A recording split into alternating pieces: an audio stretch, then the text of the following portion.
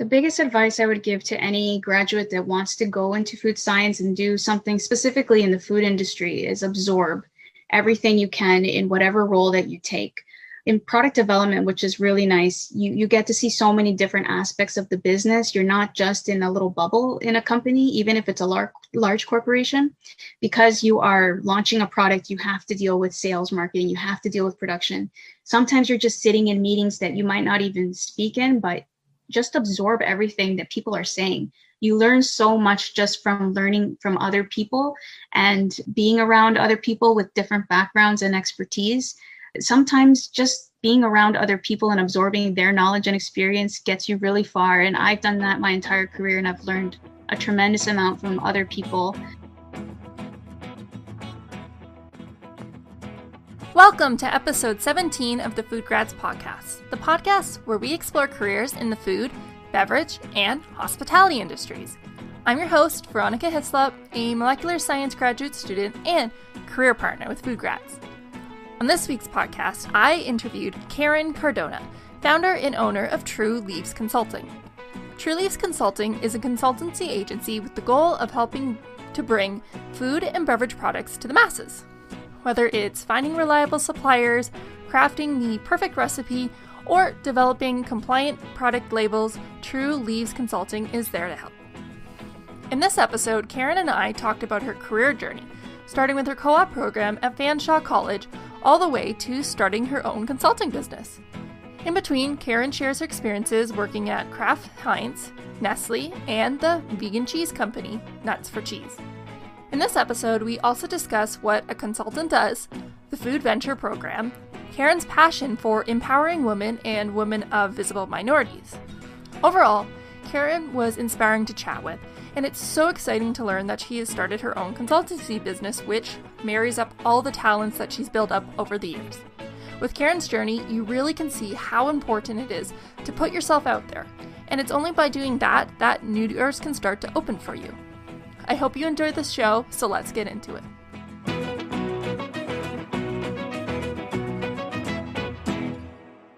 Thank you so much, Karen, for coming on the show. I'm excited that you reached out to me. This is going to be really cool because I know that it's fairly new, your consultancy, True Leaves Consulting.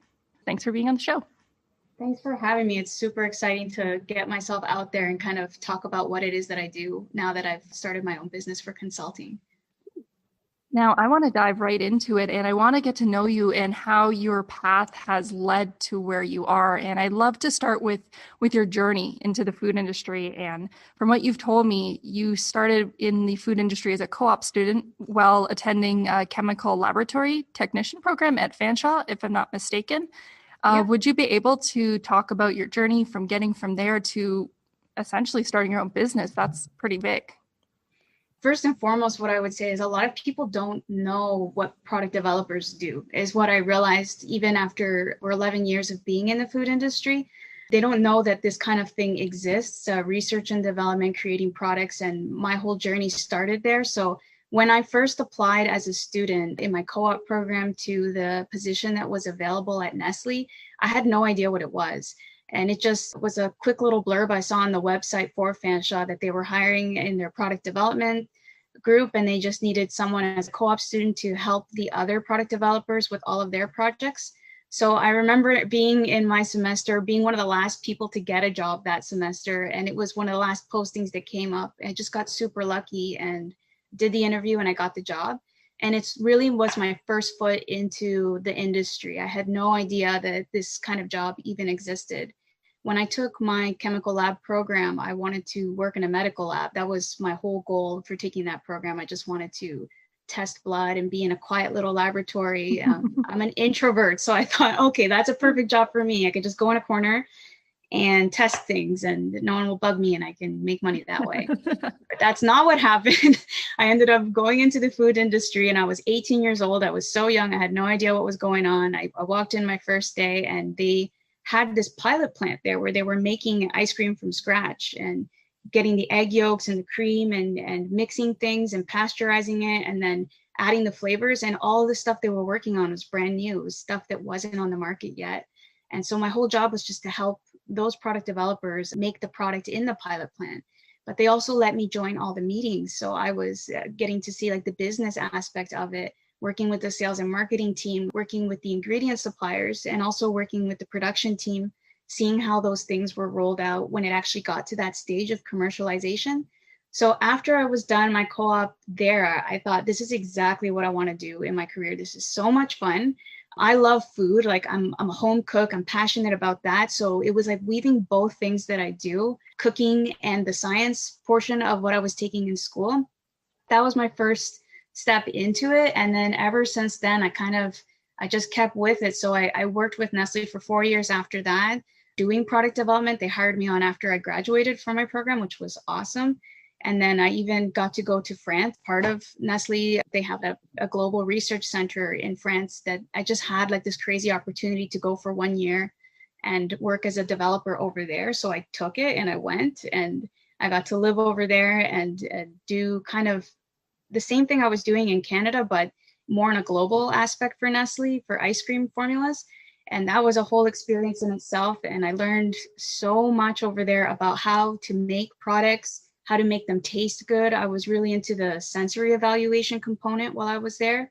We had the whole red light setup where you would taste the products and do triangle tests. And we tested just all these different products that were never on the market. Some of them never saw the light of day. I remember having like a carbonated ice cream pellet that never went to market because it was too dangerous. They had it in a packaging where it just had so much pressurized carbon dioxide that if you open the lid, it could pop in a consumer's face. But we tasted these products and, they never went to market, but they were so cool. That was part of my journey, was doing ice cream products. And then from there, I became the research and development manager at a chocolate producing factory in Montreal. And I basically helped the owner, who was starting from scratch again, to do co-manufacturing for other chocolate factories that maybe didn't have the capability to do what we were doing. So I built his R&D program and QA program from scratch there. And that was a huge learning curve for me. I had to do a lot of it in French, and I had just learned French like a year before. Oh my gosh.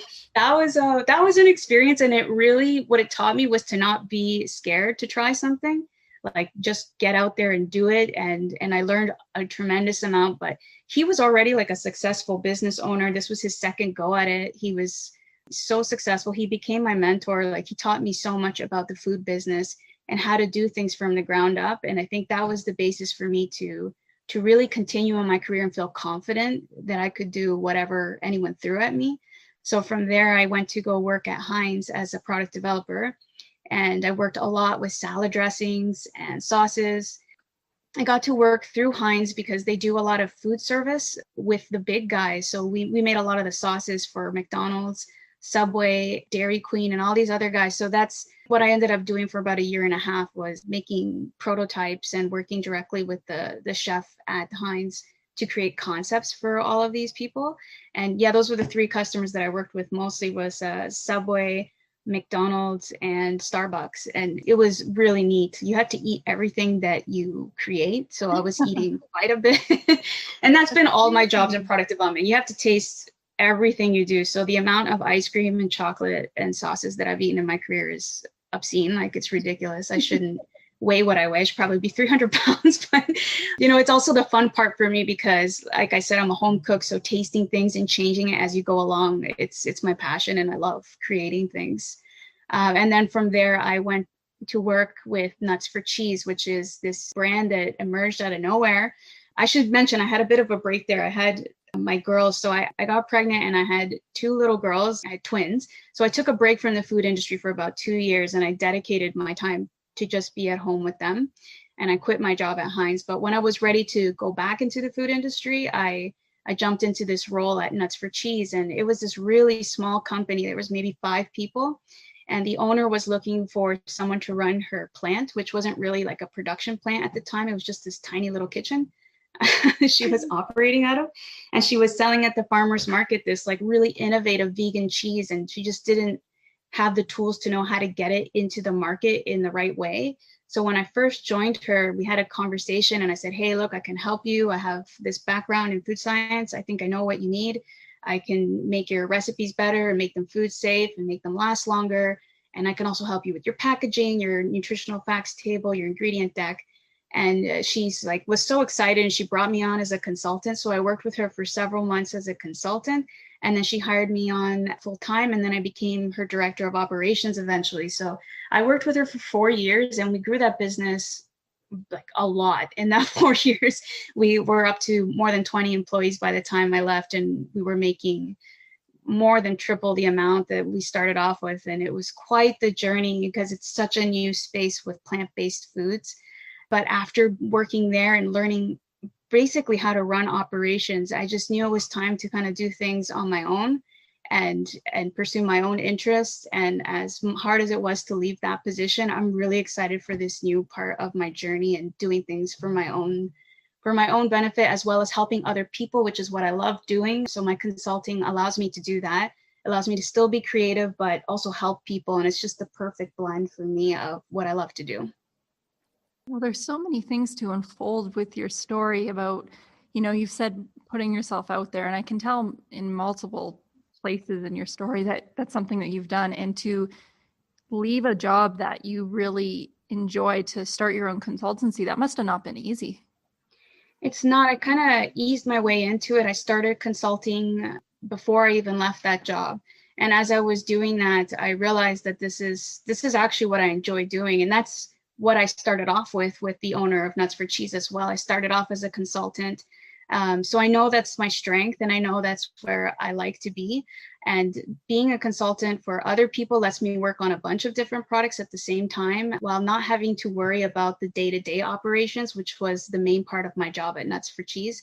So it's just going back to my roots of what I'm passionate about doing. So that's really why I decided to do it. So for those who might not be aware, because we think of a lot of these big brands and we think about them having like these in-house, like you've done product development, but with a consultancy, for those who might not know, could you give a little bit more detail about what a consultant would do in the food industry, if there's different kinds, and what are some of the skills that you use for it? So that's exactly it. Like, these bigger companies have a team of product developers that help make their products. And as a small entrepreneur, you clearly don't have access to that. And it is a job in itself, and it's a really big one. And if you don't have the means to do it, and you don't have the time to do all the things, which it's basically project management, taking that concept from something you make in the kitchen or the lab, but making it that you can actually scale it up and make it in a large factory, that's a huge job. And it takes a lot of people, not just the product developer. It requires working with quality assurance, production, people running the equipment, marketing and sales. It's just a whole team effort. And so for small entrepreneurs that want to get their product out there, like they have a good idea, they don't know how to do it. That's really what I do, is help bring their idea into fruition by giving them the tools they need to get there, and helping along the way, especially with the recipe development and ensuring they get the right suppliers for their ingredients. They're doing things in a very food safe manner, and that they're able to get the proper packaging to ensure that their shelf life is going to be okay when they sell it in stores. That's really where I can help them. And it's, again, my passion, and I love doing it, and I love meeting new people. So it gives me that opportunity to do all of those things. That sounds so much fun, being able to get to know so many different people as well. Like, I think that is a fun thing in itself. But one of the things that I was curious about in terms of like helping companies, because they're smaller businesses, I can't imagine them having large facilities or something. Would you go and maybe go to their facility and help them create the product, or how does that side work? It depends on how big the business is. If it's a really small business and they're working out of a commercial kitchen, I can either go to the commercial kitchen, or I can have my own space where I do the prototypes myself. I have a lot of equipment I've acquired over the years myself to do like temperature reads and pH and viscosity testing. So I'm able to recreate their products. But if it's like a bigger business that already has their own plant and their own setup, I would just go over there and help them that way. And a lot of the stuff I can do remotely, like the recipe changes, I can make my own prototypes in-house. But if they have their own equipment, I would definitely be there to help scale it up and make sure that the recipe works on their equipment. Oh, okay. That makes much more sense. Mm-hmm. I'm going to circle back to that. But the question that's been popping in my mind is, why did you decide to name your consulting business True Leaves Consulting? Well, it's interesting. I didn't know whether to use my name or what to do. I didn't want it to all be about me. I eventually want to have a group of people working with me that will be able to work under the banner. But I wanted something that was representative of what I do. And True Leaves is the perfect meaning for what I do. So when a plant is first growing and it's a seedling, all plants look very similar. The leaves look very similar depending on, it doesn't matter actually at that point what type of vegetable or fruit is growing. They all look very similar, but the first set of leaves that look like the actual plant that will grow, for example, if you have a tomato plant and that first set of leaves that looks like a tomato plant, those are called the true leaves. And what it is an expression for me to say I can help all these small entrepreneurs that are maybe just seedlings that don't know where to go, how to find their true leaves and become the plant that they want to be. So that was the inspiration behind the name. Oh my, there's so much thought put into that. That's such a nice sentiment. I really like that. Thank you. I had help with it. I had a partner that was just like amazing, and he's a chef and he also grows plants, and he says like, well, obviously it's got to be true leaves, and he was right. It's a perfect explanation of what I do. It is. And one of the other things that I've just noticed, being someone who does research in like emulsions for my master's thesis. So like when I look at the background that you've done, it seems like there's a lot in that space because ice cream, sauces, and cheeses, they all kind of fall into that category. But with the consulting that you're doing now, do you branch out into maybe other types of products like ready-to-made pies, or I'm just throwing that out there, but things that aren't in that emulsion sphere? For sure. I'm not afraid to take on any new product. I'll always learn about it and immerse myself and research it before I do it. I think one of the huge advantages that I have, having been in the industry for so long, is I know so many people. So when I'm unsure about something, I have a lot of connections and experts in those particular fields. So I have no problem jumping into any new product space. I pretty much have done that my entire career, jumping from ice cream, chocolate, to salad dressings, to vegan cheese. It's more knowing the project management portion of my job, like how to roll it out. Like I find that learning about the product is actually the easiest part. It's rolling out everything I've learned along the way and making sure that it's viable and you can commercialize it. That's the difficult part. And I think a lot of small entrepreneurs have a problem with that part of it as well. They don't know how to make their product food safe or get their shelf life where it needs to be. And as long as you have that understanding of preservatives and cooking abilities, and you have a good background in food science and food safety, then you can apply all of those techniques into rolling out a product and commercializing it. Okay, that makes sense. It's really cool how you mentioned that you have so many people to help you out, and you can go to them for advice, and you've built that up over time. I'm just curious, if you were to, let's just say you need someone to help you with, I don't know, let's go with preservative because that's just one of the terms that you used. Would you just call someone up that you know in the past, or I don't know, how would that work? I think I just know so many people. And what I mean by that is like suppliers. Like if I'm working on a product that requires a preservative, I've already worked with so many suppliers that have sold me those products that I would just go to the sales rep. If it's something completely new that I don't know, I would start researching and testing it myself. Or if I know somebody that's already working in that space, I would just reach out with an email and say, hey, what do you know about this? And a lot of times people are just willing to give me that information because they know that. And I'm their friend and we go way back, or we've worked together in the past or whatever. A lot of people who are product developers, they go into a particular space and they become experts and they don't really leave that field. I don't think a lot of people jump around like I do. So it's interesting. It's a lot of the product developers I've worked with, they just become experts in what they're doing. And they have no problem guiding me with whatever I ask. It's pretty cool. Yeah, no, it sounds like it, man. One of the other things that I found really interesting is it seems that in the same space, you're also working for the Food Venture program and you're working as an instructor. So I've heard this name float around a bit and I wanted to know a little bit more about it and what would you do there? So Food Venture program, I believe it started last year, and it's a group of people actually, but the two co-founders who are absolutely amazing, and it's a woman-led venture, is Seema and Karen, and they're both just these amazing women who are so connected in the food industry. One is a dietitian, the other one is a serial entrepreneur, and they just found that there was this need for small entrepreneurs to have access to information and expertise and the know-how of how to launch a product. And so they decided to create this program that touches on all of the different aspects of how to do that. And they have this cohort of people, so chefs, product developers, dietitians, business people, food safety people, that have come together to make these courses and present them in these different cohorts of people that are interested to take it and learn about it. The whole basis of the program is just to help entrepreneurs kind of find their way in a business that can be really confusing sometimes and overwhelming if you have no idea what you're doing. So my job there as an instructor is to teach the portion about product development and recipe development. And it's usually 1.5 hours to 2 hours courses, or they can go up to 3 hours in the different modules. And you can sign up for like boot camps that they offer that are maybe just 5 sessions. And then there are ones that are much larger for like a 12-week program, and whatever fits where you're at in your business. But at least it gives people the opportunity and the hope that they can do it. And it gives them the tools and the connections. And yeah, just that expertise from all these people that are already working in the food industry to help them launch their products.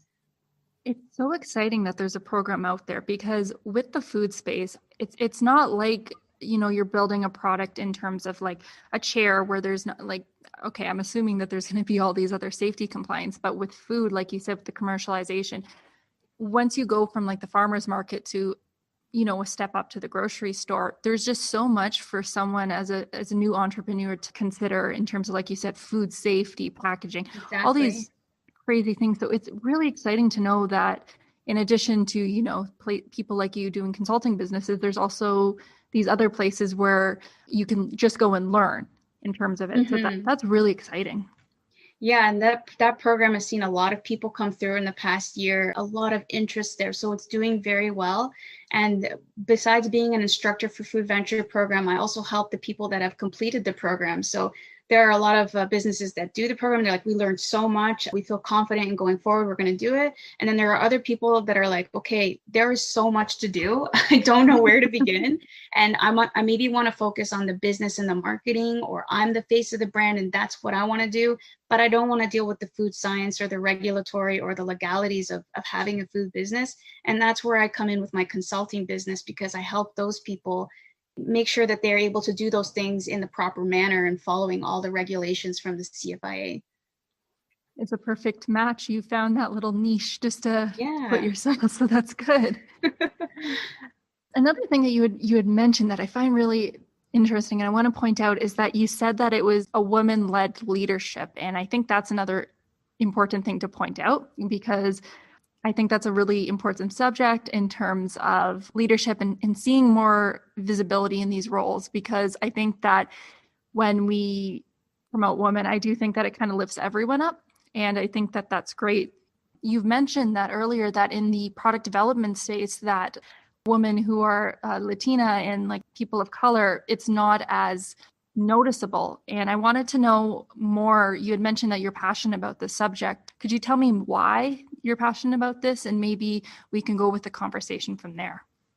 I think it's really important to empower women, and also women that are possibly a visible minority, or just they're not represented in the same light as other people. Like, we don't have necessarily the same opportunities, or we're scared to put ourselves out there sometimes because of our background or because of the way we look. And I know that I didn't have a lot of mentors before that look like me. It's so much more common now. I've seen a lot of CEOs that are women and that also are visible minorities doing it. Just the combination of the two and representing that group of people, that we're here and we're visible. And Canada is just such a multicultural country, and we're already visibly very different. And it's important to have that kind of representation in leadership roles. So for Food Venture program, it's to me really amazing that the two women at the forefront are visible minorities, and they're women, and they're so empowered, and they're doing an amazing job, and they're so successful. And to be a part of that, and also be a woman in a leadership role before, when I was the director of operations at Nuts for Cheese, just giving other people hope and saying like, hey, we're out here, we're doing it. You can do it one day too. That's why I'm so passionate about it. I think it's important to highlight that, to say that it doesn't really matter what our background is or the fact that we're women, but we're capable of doing the exact same thing that everyone else is, and we're just as good at it.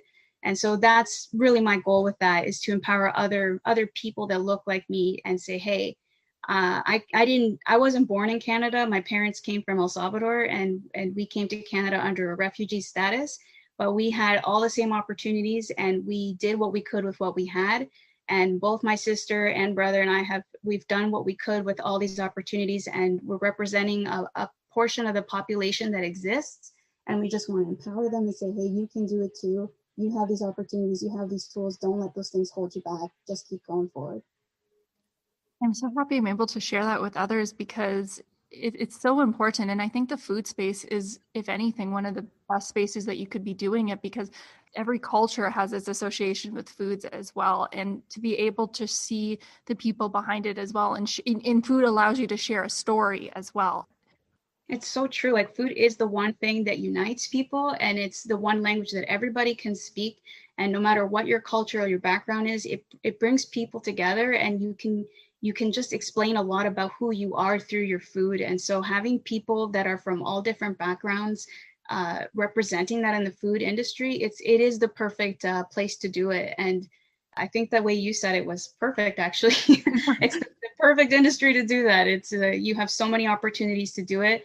And now is a really exciting time because COVID affected so many different businesses, but food and beverage, that's something that is going to continue to be around. It's a necessity for all people. They still need to go out and buy their food and get whatever's new in the market. So it's not something that's going away. And I think it's more opportunity for people to start their businesses, even amongst the pandemic. Like, it's still the right time, I would say.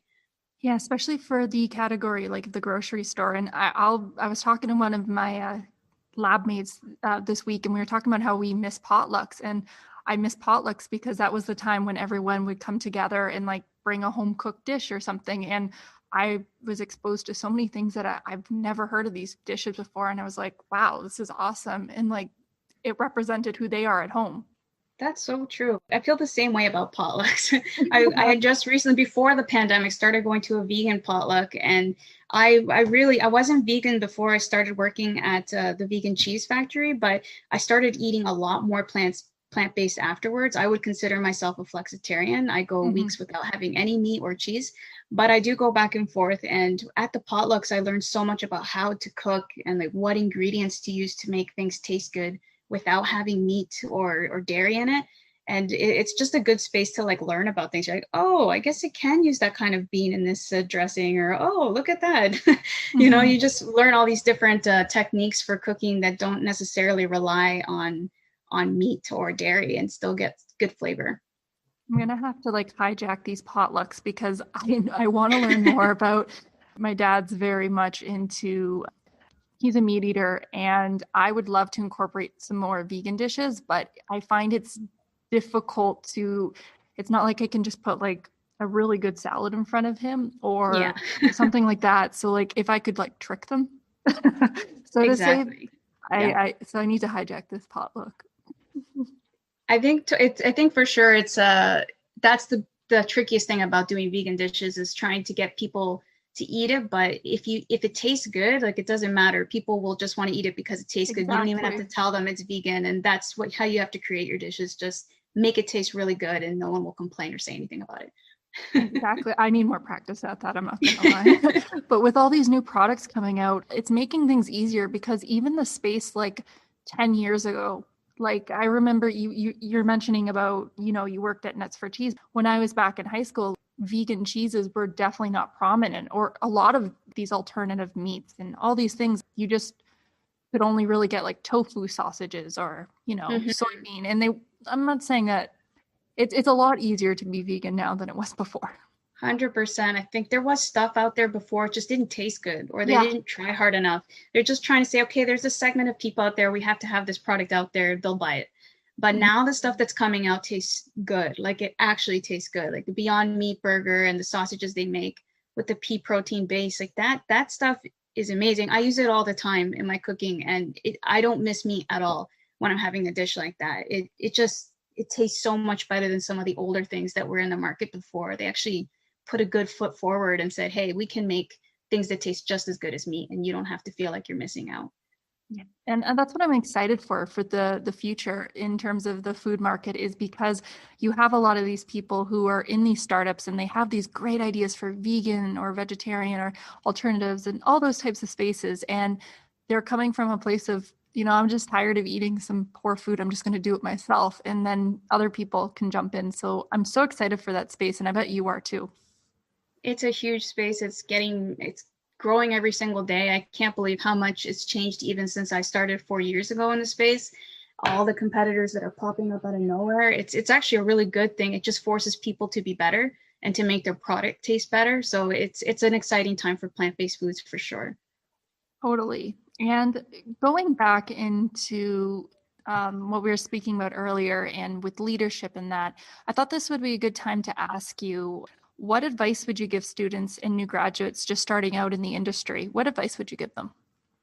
The biggest advice I would give to any graduate that wants to go into food science and do something specifically in the food industry is absorb everything you can in whatever role that you take. In product development, which is really nice, you get to see so many different aspects of the business. You're not just in a little bubble in a company, even if it's a large corporation. Because you are launching a product, you have to deal with sales, marketing, you have to deal with production. Sometimes you're just sitting in meetings that you might not even speak in, but just absorb everything that people are saying. You learn so much just from learning from other people and being around other people with different backgrounds and expertise. Sometimes just being around other people and absorbing their knowledge and experience gets you really far. And I've done that my entire career, and I've learned a tremendous amount from other people. And when you're a graduate and you haven't had that experience and you don't know what you bring to the table, sometimes just being there and listening can do a lot for you. So that's my biggest piece of advice, is just absorb where you can. I think that's great advice, because you'll never know what ends up coming back and helping you. Even something for me, when I did an off summer working in a warehouse, it just kind of worked out because it was near my house. And I never realized that working in a warehouse would then help me later on when I was working at a food factory. So Exactly, yeah. I have to agree. And one of the things that I've been thinking a lot about now as well, you say absorb, but sometimes you kind of forget in the future some of the things you've learned. Do you have any ways that you try to remember what you've done, or how do you keep remembering what you've absorbed? Because when you're new, like everything, it might be too much information at once. So do you have any ideas on how to go forward with that idea? Write things down. I always have a notebook with me. I have a sticky pad with me at all times with a pen, because I do have short-term memory. Like I absorb as much as I can, but I find that like I need to repeat things or go back and look at my notebook. So I write everything down. Everything. When I'm at work, I carry something with me and I literally write things down all the time. And then when I look back in my notebook, I remember, oh yeah, this is how you're supposed to do this, or this is how you get a UPC barcode, like a little, whatever it is. But absorbing requires like definitely going back and looking at what you did, and note taking is super important for that. Okay. So that's definitely one of those skills that don't just throw note taking out the window after you leave school, even though you might want to. Oh, you have to give yourself reminders, checklists, whatever helps you to do your thing, and then you learn from it for sure. But with someone like you juggling so many things in consulting, because like you said, you don't just do the one help with one business. How do you stay organized? I have this, I use Notion. So Notion is Oh a my program that I gosh, was just introduced to. Do you use it? I do use it. I'm It's a Notion amazing. freak. Yeah, it's amazing. I was like, where has this been my whole life? Totally. But I just started using it a couple months ago, or even just a month ago, actually. And I organize all my stuff in there. And it's basically like my brain in a website that has all my thoughts. And I can go back and look at things in an organized manner. That's my way of keeping myself organized with the different projects. But I know in the past I've used project numbers, and I keep everything in file folders that is related to that particular client or project. I keep reminders in my calendar to make sure I remember to do certain things for deadlines. Product development is really project management, and it is a lot of keeping organized, and that's my tool go-to right now is Notion. And I'm just going to get you to repeat that in terms of what Notion is because I cut you off because I was so excited to talk to someone else who uses Notion. So could you just say that a little bit more what it was? I mean, I don't even really know how to describe Notion myself. Maybe you can help me define it, but Notion is a program that pretty much is a project management tool where you can organize things as like embedded web pages or links, but it basically takes all your thoughts and organizes everything into different projects or different companies. If I'm working with, I have different project numbers and I can identify them that way, and it just organizes all your thoughts. It's a programmer's dream because it is almost like a computer programming program, but for people who don't know how to do that, it's an easy tool to organize everything you're working on. Yeah, I think that's a pretty good way to summarize that. Notion is everything, and it can be anything that you want it to be, because the funny thing is I'm using it to organize for the podcast, for doing FoodGrads. I'm also using it for my school reading research papers. I put it in there. I put in my goals. You can put everything into Notion, and I really highly suggest people check it out. And I think it's free for students, if I'm not mistaken. So maybe if students listening, they might want to check that out. For sure. It is free, and you can also tag people in it. It kind of takes all the good elements of like a Slack application, but project management at the same time. And if you are collaborating with people, you can have them tagged in certain spots so they can see what you want them to see for a project and what they need to work on. There's a lot of aspects about that program that you can use as project management. It's great. Yeah, I know. And I could keep going on this podcast and just like keep talking about this with other people, because I'm trying to get people in my lab to use it. But again, this podcast is for the food industry, so maybe I can get into my favorite softwares. We're gonna promote Notion on this program. I know. Well, they're always sponsoring people, but I don't think this will be the thing they'll sponsor. So that's why I'm going to jump back in. And I just wanted to ask you, why is the food industry a great place to work?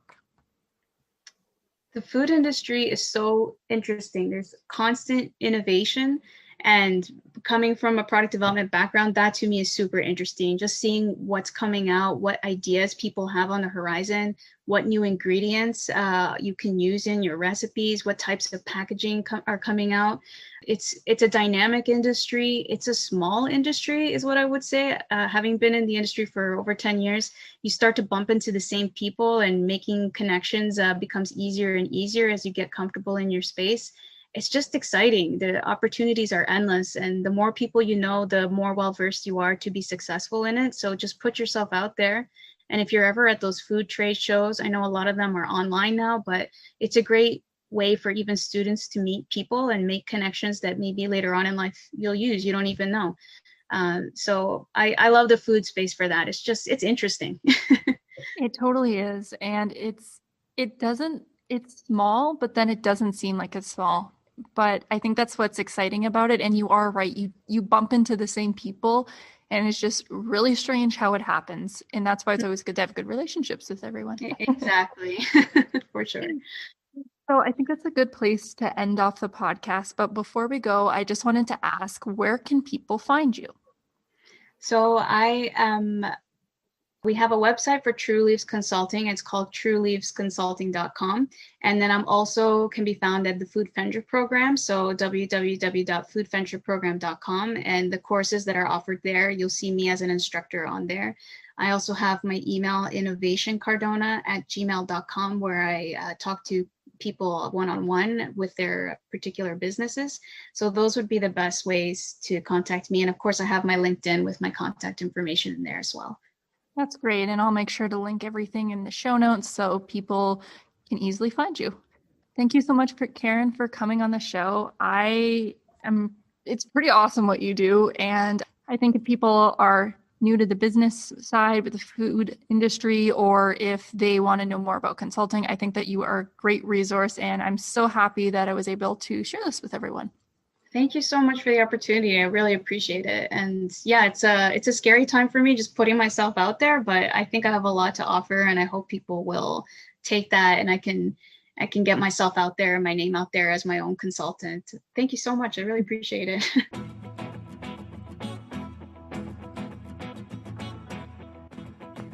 That was episode 17 of the FoodGrads Podcast. All the notes to this podcast can be found on the FoodGrads website by clicking the podcast tab on the homepage. There, you can find any notes to past or future episodes. If you enjoyed this episode, then consider leaving a review on wherever you get your podcasts. There's so many of them out there, and we would really appreciate it. Also, if you are enjoying the episodes or have an idea for a guest or an idea or a career path that you want to explore, just shoot me over an email at veronica@foodgrads.com. You can look at any of the FoodGrads social media platforms, Instagram, LinkedIn, Twitter, we're on all of it, and if you send us a message, we'll get it. Anyways, that's it for this week's podcast. Thank you everyone so much for listening. I'll see you next week.